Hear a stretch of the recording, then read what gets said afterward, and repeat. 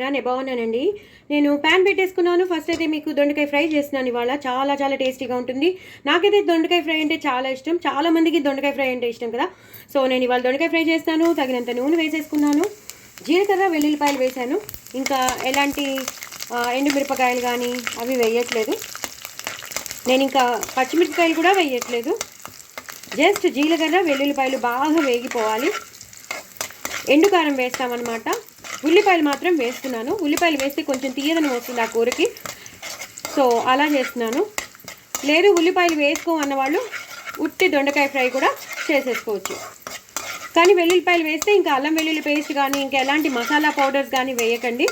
ఈ ఫ్లేవర్ బాగా ఎలివేట్ అవ్వాలంటే మాత్రం, ఆ ఫ్రై చాలా టేస్టీగా ఉండాలంటే మాత్రం మీరు తప్పకుండా వెల్లుల్లిపాయలు జీలకర్ర వేసేసాక సన్నగా తరిగిన ఉల్లిపాయలు వేసేసుకోండి. నేను ఒక పెద్ద ఉల్లిపాయ వేసేస్తున్నాను. చాలా చాలా బాగుంటుంది. చపాతీలోకి బాగుంటుంది, పుల్కాలోకి బాగుంటుంది. అలాగే ఇంక వేడి వేడి అన్నంలో అయితే చెప్పక్కర్లేదు. చాలామంది ఫేవరెట్స్ ఉంటారు దొండకాయ ఫ్రైకి. చాలామందికి ఇష్టం. అసలు ఎంత తిన్నా అది ఎందుకో అంత టేస్టీగా అనిపిస్తుంది. ఎన్నిసార్లు తిన్నా అంత టేస్టీగాను అనిపిస్తుంది. ఎన్నిసార్లు తిన్నా బోర్ కూడా కొట్టదు. సో ఇది బాగా వేగిపోవాలండి. ఇప్పుడు నేను కొంచెం హైలో పెట్టేసుకోండి. వెల్లుల్లిపాయలు చూసారు కదా ఎంత రెడ్గా ఎంత మంచిగా వేగాయో. అలా వేగిపోవాలన్నమాట. మంచి ఫ్లేవర్ వచ్చేస్తుంది. ఉల్లిపాయలు కూడా ట్రాన్స్పరెంట్ అయిపోవాలి. ఉల్లిపాయలు కూడా బాగా వేగిపోయాయి. అందుకే నేను ఇంకా పచ్చిమిరపకాయలు కానీ వేరే గరం మసాలా పౌడర్స్ కానీ ఏమీ వేయట్లేదు. జస్ట్ ఇప్పుడు పసుపు వేస్తాను. అలాగే ఆవాల మెంతుల పొడి వేస్తాను. అంతే, ఇంకేం వేయను. ఇది వేసేసి ఇలా కలిపేస్తాను. ఇప్పుడు మనం సన్నగా తరిగి పెట్టుకున్న, నేను రౌండ్గా చక్రాలుగా తరిగి పెట్టుకున్నానండి, అవి వేసేస్తాను. దొండకాయలు మొన్ననే ఎప్పుడో తెచ్చారండి బాబు, పండిపోతున్నాయి.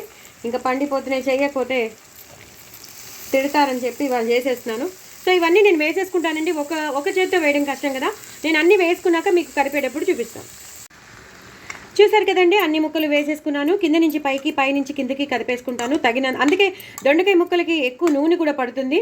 సో కాంప్రమైజ్ కొంచెం దొండకాయ ముక్కలకి మాత్రం అయిపోండి. ఎందుకంటే నూనె లేకపోతే అవి బాగా వేగవు.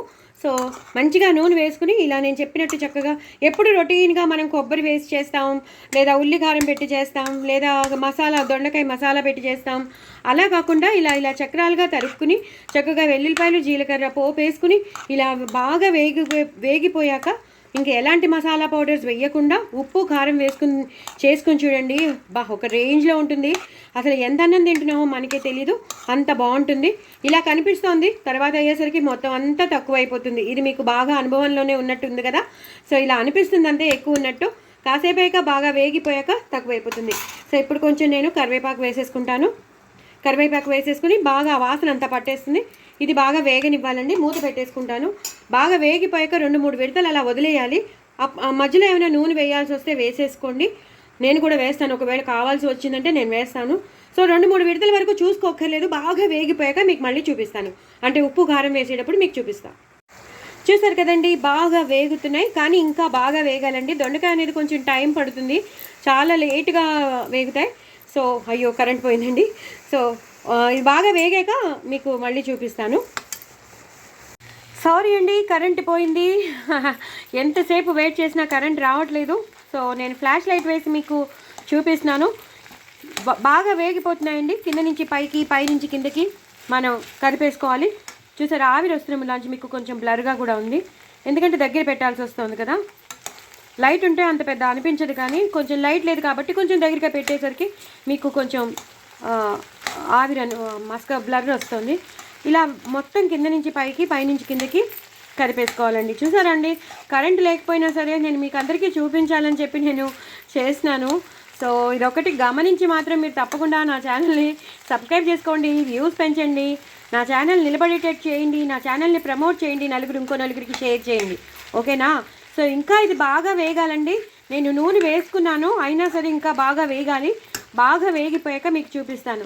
చూసారు కదా ఎలా అవుతున్నాయో. సాఫ్ట్గా అయ్యాయి, కానీ ఇంకొంచెం బాగా వేయాలి. బాగా కసకసమంటున్నాయి. అలా కసకస్ కాకుండా బాగా వేగితే అప్పుడు మనం ఉప్పు కారం వేసుకోవచ్చు. ఓకేనా అండి? ఇది ఇంకా బాగా వేగాక మీకు మళ్ళీ చూపిస్తాను.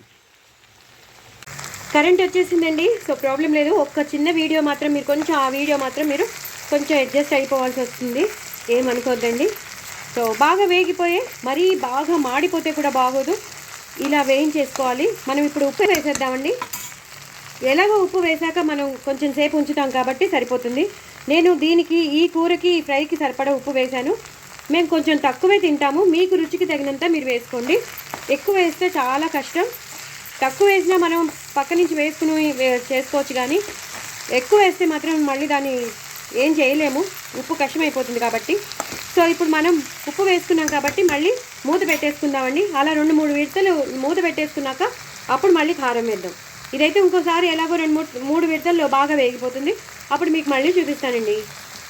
చూస్తారు కదండి, బాగా వేగిపోయి మరీ మాడిపోతే కూడా బాగోదు, మరీ క్రిస్పీగా అయిపోయినా కూడా బాగోదు. మనకి దొండకాయ ముక్క తింటుంటే ఆ ముక్క నోట్లోకి వెళ్తుంటే మనకి ఆ టేస్ట్ కనిపించాలి, ఆ దొండకాయ వేపుడు తింటున్నట్టు అనిపించాలి కాబట్టి ఎంత వేగాలో అంత వేగిపోయండి. ఇందాక నేను ఉప్పు వేసేసుకున్నాను, ఇప్పుడు నేను కారం వేసేసుకుంటున్నాను. నేను చెప్పాను ఎలాంటి మసాలా పౌడర్స్ కానీ ఇంకా ఎలాంటి పౌడర్స్ వేయనని. సో ఎక్కువ కారం నేను పచ్చిమిరపకాయలు కూడా వేయలేదు కాబట్టి 2 స్పూన్స్ కారం వేసేస్తున్నాను. మంచి కారం, చాలా ఎర్రగా భలే బాగుంది, అది వేసేస్తున్నానండి. ఇంకా కారం వేసాక మాత్రం ఎక్కువసేపు ఉంచకూడదు, ఎందుకంటే కలర్ మారిపోతుంది. సో ఒక్క 2 మినిట్స్ కన్నా 1 మినిట్ కన్నా ఎక్కువ ఉంచకూడదు. నేను హైలో పెట్టుకున్నాను కదా ఇప్పటిదాకా, కానీ కలుపుతూ ఉన్నాను. కానీ మీరు హైలో పెట్టేసుకుని వెళ్ళిపోతే మాత్రం అడుగంటేస్తుంది, మాడిపోతుంది. సో అలా కాకుండా దగ్గరే ఉండి హైలో పెట్టుకుని తీస్తూ కలుపుతూ ఉంటే పర్వాలేదు, కానీ మీరు హైలో పెట్టేసుకుని మాత్రం వెళ్ళిపోతే మాత్రం కూర అంతా పైన దొండకాయ బాగానే ఉంటుంది, అడుగును మాత్రం అడుగంటేస్తూ ఉంటుంది, అది మళ్ళీ తీయడం చాలా కష్టం. సో అలా చేసుకోకండి, దగ్గరే ఉండి కదుపుతూ ఉండండి. మీడియంలో పెట్టుకుని హైలో పెట్టుకుని కదుపుతూ ఉండి అలా చేసుకుంటూ ఉండండి. బట్ చాలా చాలా బాగుంటుంది. దొండకాయ ఫ్రై మాత్రం అద్దరిపోతుంది. వేడివేడి అన్నంలో తింటే మాత్రం ఇంకా చెప్పొద్దండి. చాలామంది ఫేవరెట్స్ ఉన్నారు దొండకాయ ఫ్రైకి.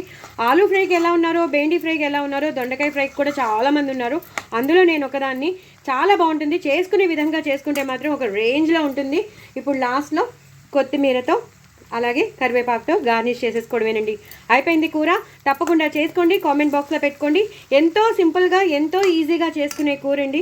ఎప్పుడు రొటీన్గా కాకుండా ఇలా చేసుకుంటే చాలా చాలా బాగుంటుంది. దొండకాయ ఫ్రై అంటే ఇదే అసలే.